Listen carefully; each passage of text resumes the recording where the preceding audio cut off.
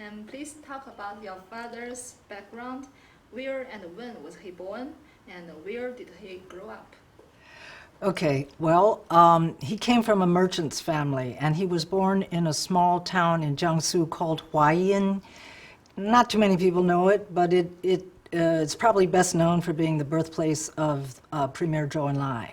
Anyway, not too far from Suzhou, not too far from Shanghai, but the important thing is that his family was rather large. He had brothers and sisters, and in those days, a merchant's family was not considered the most high profile or prestigious, but they did have some money.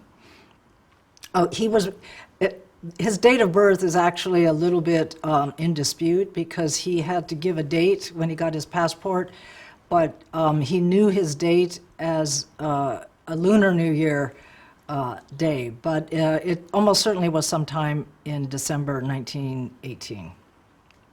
Okay.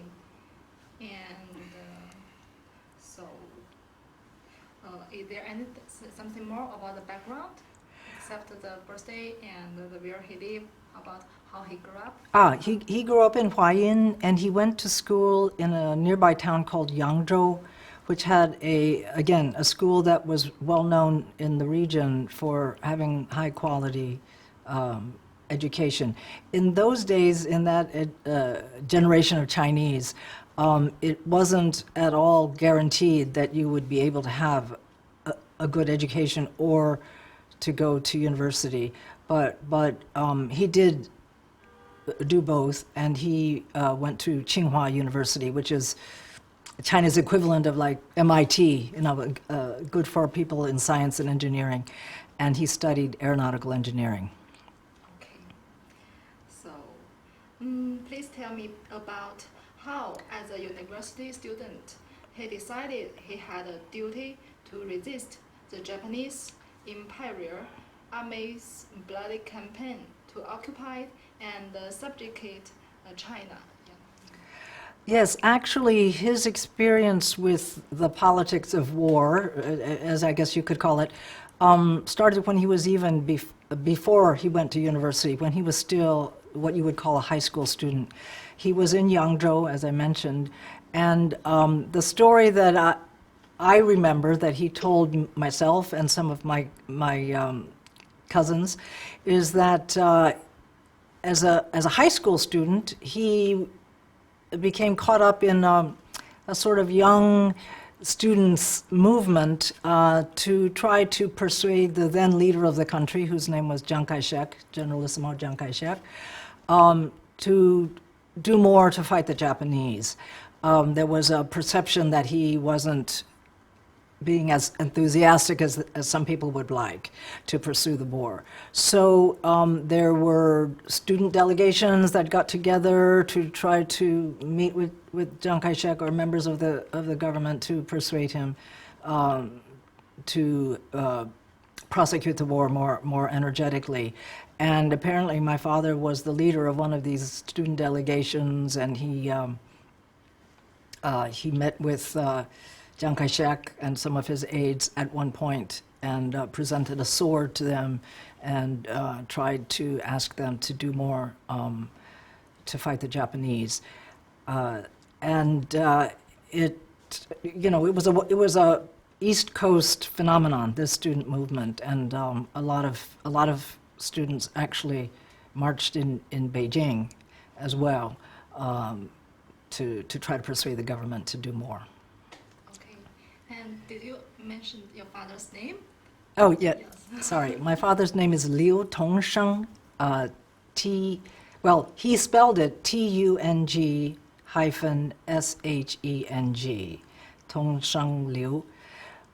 But in today's version of spelling, it would be spelled slightly differently. It would be spelled T-O-N-G S-H-E-N-G.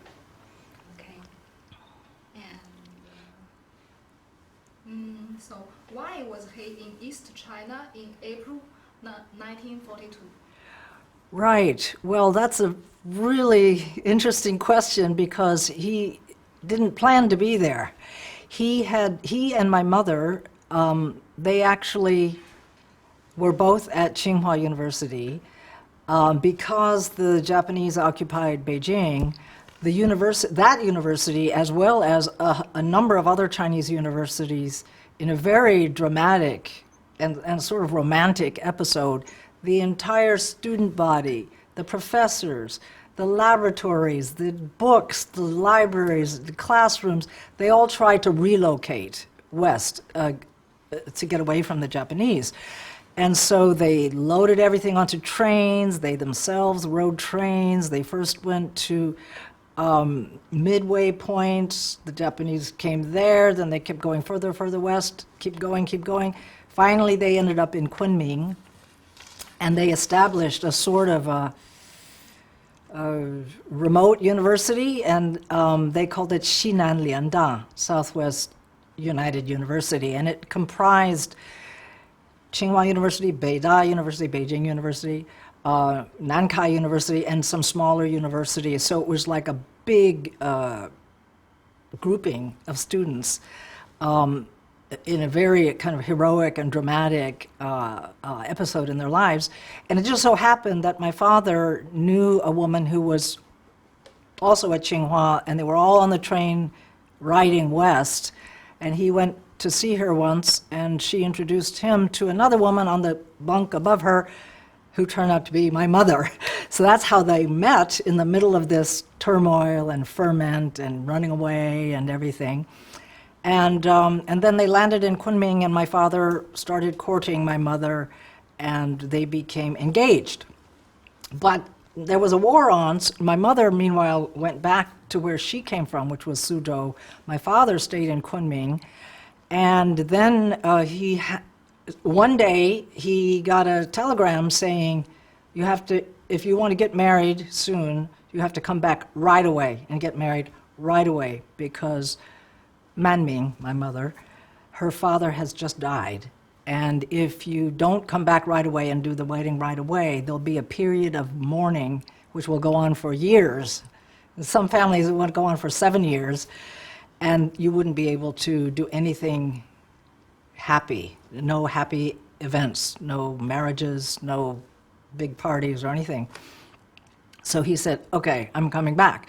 So he had to get all the way back from Kunming, because there was a war on, he had to travel on the train down through Yunnan to Vietnam, go all the way around to Hong Kong, come back to Shanghai, and then get home. And my parents got married at the YMCA in Shanghai, and he stayed for a time on the East Coast. My mother was living in Suzhou at the time. I think they both spent time in Shanghai because, Shanghai had the so-called international settlements. So there were some areas where the Japanese weren't as scary to them.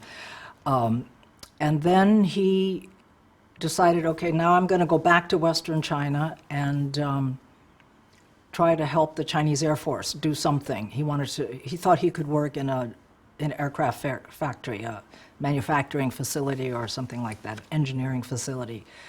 So in order to get back to where he had come from, he had to be smuggled through the Japanese front line to get back to what we would call free China. So he had contacted some people smugglers and said, okay, I want to head towards the west. He wasn't actually intending to go to Chongqing yet, but he was trying to get away from the East Coast. And they said, okay, stay in your hotel, keep your suitcase packed, and just wait. So he was waiting in a little hotel in a place called Linhai in Zhejiang province. Didn't know anybody, nobody knew him, but they could kind of guess that he didn't belong there because he was an educated student, pretty much, older student. Okay, so that's how he got to that point. All right, so the timing was April 1942. And so he was waiting for the people smugglers to get their act together. And this segues into how did he meet the Doolittle Raiders, because one night he got a knock on the door, And he thought, oh, okay, this is my chance now. I'm gonna go with these people, and we're gonna go to Western China. But instead, they asked him, "Do you speak English?" And he thought, that's a strange question to ask, but I'll tell the truth. I'd say, yes, I do speak English, because I studied in university, and a lot of the course material was in English. And they said, well, bring your suitcase, come with us.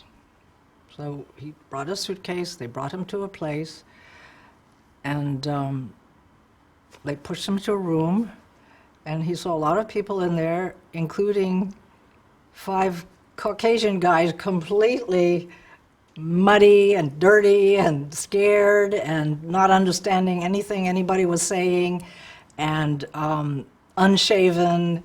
And he was like, who are these people?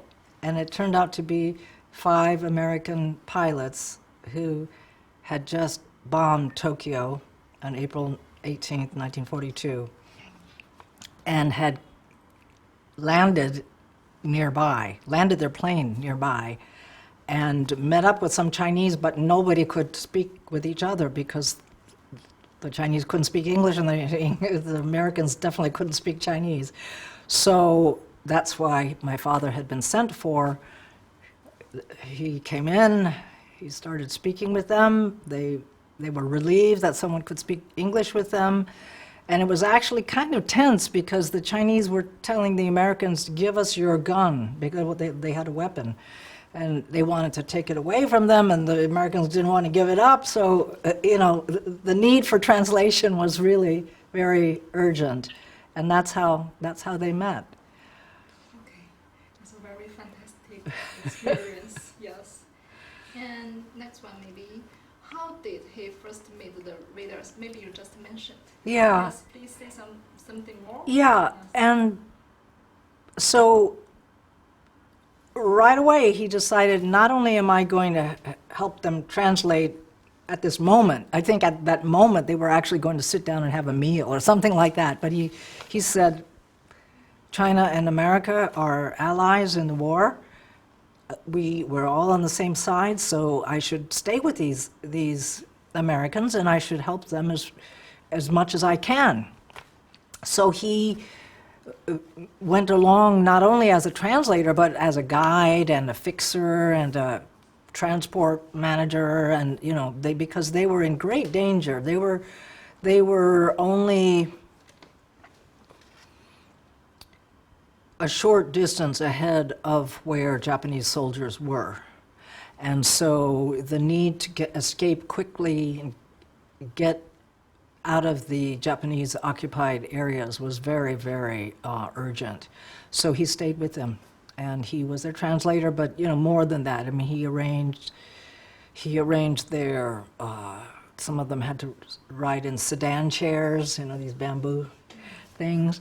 Some of them, they rode trains, they rode boats, they had all kinds of different kinds of transport. I think at one point they were in some kind of old truck. And so he had to stay with them, make sure they got food, make sure they were safe. So he brought them step by step to a central area called, a city called Quzhou, which is, in those days actually it was called Quxian, but today it's called Quzhou. And they met more of the group, and in the end, the entire group altogether was dozens of men, some of whom were captured by the Japanese already. And he went with them not all the way to Chongqing, but part of the way.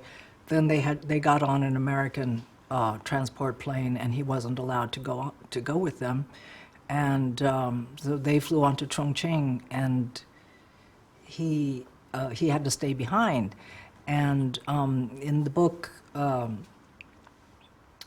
Doolittle Raiders, a book written by Colonel Glines, it was described that none of them thought they would see each other ever again. They thought that was it. They were sorry to have to say goodbye. The raiders that had met my father had relied on him very much, and he had helped save their lives.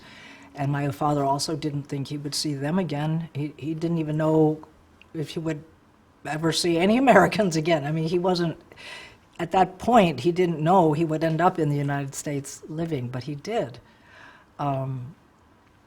So, to make a long story short, after the war, like very shortly after the war, my father did go to the States, and he was to study aeronautical engineering. He always wanted to study there, but he wanted to come back to China. His plan was to come back to China. In fact, he and my mother had already had their first child, so the child was born in China. They didn't bring him to the States. You know, he was brought up by grandparents, his grandparents, and so my parents wanted to just study, get their degrees, and then go back to the States. So during this time, they were in Minneapolis, Minnesota, in the United States. And then one day my father opened up the newspaper, and there was an article in the paper, and it said, a group of men known as the Doolittle Raiders are having a reunion in the such and such hotel in Minneapolis. So he said, oh, hey, that's great. I'll go see them. I'll surprise them. Probably by that, eventually before the meeting, some of them knew he was going to be there, but not everybody. So, and then he shows up, and my mother is hugely pregnant with my second older brother, and they got reunited there. And they were all very happy, and not only that, but the Raiders helped my father a lot once they got together again in America, to the point where the job that my father had for many decades was as an aeronautical engineer working for the American Air Force in Dayton, Ohio. So, it was a very accidental meeting in 1942 that affected the history of my whole family.